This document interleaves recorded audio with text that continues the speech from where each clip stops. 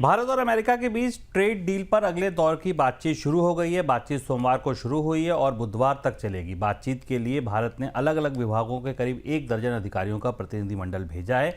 दोनों पक्षों के बीच पहले डील फाइनल हो गई थी, लेकिन अमेरिकी कोर्ट ने ट्रंप प्रशासन के लगाए सभी टैरिफ रद्द कर दिए, जिसके बाद नए सिरे से डील पर बातचीत शुरू हुई है।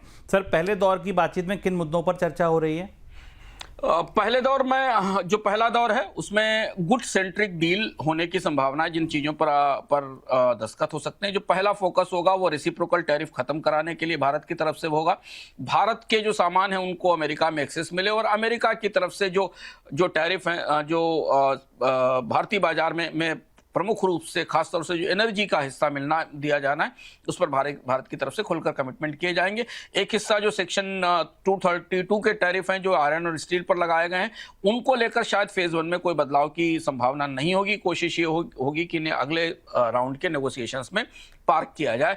डोनाल्ड ट्रंप भी चाहते हैं कि ऐसी परिस्थिति में, जबकि भारतीय बाजार में, ऊर्जा बाजार में उनका दखल बढ़ रहा है, तो पहले फेज की डील कर ली जाए। तो महत्वपूर्ण चीजें जो ज्यादा बड़े और लंबे विवादित मुद्दे हैं, जिनमें डिजिटल ट्रेड है, आईपी है, डेटा है, इन्हें अगले चरण के लिए बढ़ाया जाएगा। पहली चीज होगी कि भारत का एनर्जी बाजार और ज्यादा खुले, जिस पर हम आपसे कल परसों में बात भी कर चुके हैं कि भारत के लिए अब मिडिल ईस्ट और रूस की जगह अमेरिका सबसे बड़ा एनर्जी सप्लायर होने वाला है। इस साल भारत में हर 10 गैस सिलेंडर्स में से 1 सिलेंडर में आपको अमेरिका की एलपीजी मिल सकती है। तो ये जो सबसे पहला हिस्सा है, जो डील होने से पहले ही भारत ने इंपोर्ट शुरू कर दिया है, उसको फॉर्मल स्ट्रक्चर में डाला जाएगा, इस बात के संकेत हैं। और इसके बाद अगले दौर की जो बातचीत है और अगले दौर की जो डील है, उसकी भूमिका बनने की संभावना बनती दिखाई देगी।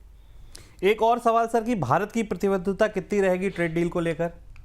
भारत ने अभी फिलहाल तो चूंकि अमेरिका के पर अपनी निर्भरता बढ़ाई है गैस और तेल को लेकर, जो हमें स्पष्ट रूप से दिखाई दे रही है। इसके अलावा देखना ये होगा कि जो बाकी दूसरा हिस्सा है, जो भारत को डिफेंस के स्तर से और टेक्नोलॉजी के स्तर से, खासतौर से एआई डेटा सेंटर्स के लिए चिप्स के इंपोर्ट को लेकर है, इसमें भारत कितना और इंपोर्ट इस पहले फेज में फ्रंट लोड करता है, कि भारत कितनी और चीजों को खासतौर से डिफेंस के इक्विपमेंट्स की खरीद के लिए ऑर्डर्स प्लेस करता है और हाईटेक इक्विपमेंट्स के लिए कितने ऑर्डर प्लेस करता है।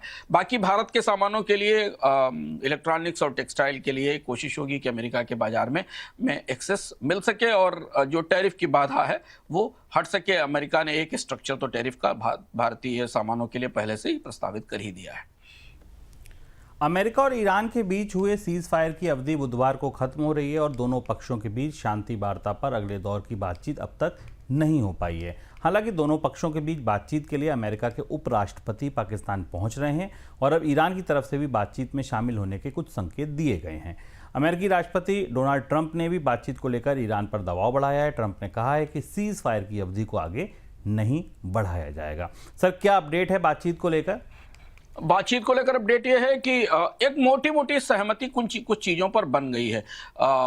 होर्मुज को लेकर तस्वीर भी पूरी तरह स्पष्ट नहीं है, लेकिन अमेरिका और ईरान के बीच इस दूसरे दौर की वार्ताओं को में एक सहमति बनाना और इस युद्ध विराम को लंबे समय तक बढ़ाने की संभावना बनती दिखाई दे रही है। ये भी संकेत आए हैं कि डोनाल्ड ट्रंप वर्चुअली इन वार्ताओं में शामिल भी हो सकते हैं। ये भी संकेत आए कि शायद वो इन वार्ताओं का हिस्सा भी बन सकते हैं। डोनाल्ड ट्रंप के स्टेक्स काफी हाई हैं इन बातचीत को लेकर, क्योंकि ब्लॉकेड को लंबे समय तक रोका नहीं जा सकता। होर्मुज में चीन के शिप्स पास हो रहे हैं, बाकी शिप्स भी निकल रहे हैं अमेरिका के ब्लॉकेड के बावजूद, और ईरान के पास अभी नेगोशिएशन की पावर बची हुई है। तो ऐसी स्थिति में शायद जहां पर समझौता होगा वो ये होगा, क्योंकि डोनाल्ड ट्रंप का एक ट्वीट और आया था जो चर्चा में है कि ईरान के पास न्यूक्लियर क्षमता नहीं बची है, सब कुछ ध्वस्त हो गया है। फिर भी ईरान इस बात के लिए तैयार हो सकता है कि 5 से 10 साल तक वो अपने यूरेनियम एनरिचमेंट कार्यक्रम को रोक देगा। लेकिन जहां विवाद का मुद्दा है वो सबसे बड़ा ये है कि ईरान शायद इस वार्ता की मेज पर बैठने से पहले अमेरिका से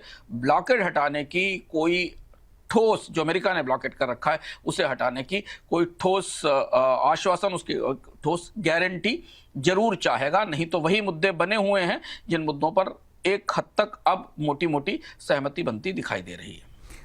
होर्मुज पर सर अगर सवाल किया जाए कि खुलने की क्या कोई संभावना है? होर्मुज अब दोबारा बंद है, होर्मुज ही महत्वपूर्ण है और होर्मुज को लेकर डोनाल्ड ट्रंप का रुख लगातार बदलता दिखाई दे रहा है और इसीलिए ये देखना होगा कि ईरान ने जो दोबारा होर्मुज को बंद किया उसे किस शर्त पर खोला जाएगा।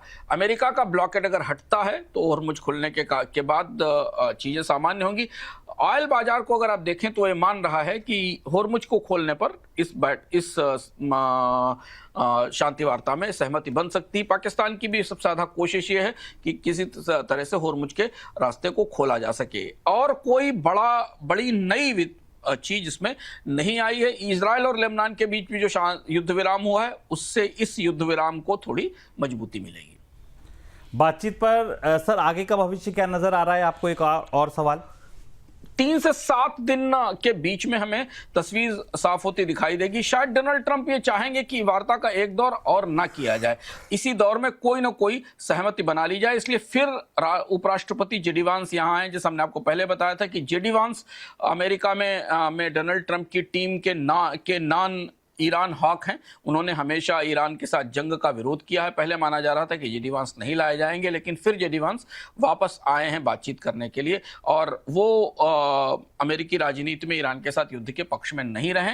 ये ईरान के कंफर्ट की बात है। दूसरी चीज है कि अब दोनों पक्षों के बीच में शर्तों के एक मोटे ढांचे का आदान प्रदान हो चुका है, तो फिर भी फिंगर्स क्रॉस्ड हैं। परिस्थितियां किसी दिशा में भी टर्न ले सकती हैं, लेकिन ऐसा माना जा रहा है कि ये दूसरे दौर की वार्ताएं कोई ठोस नतीजा लेकर निकल सकती हैं।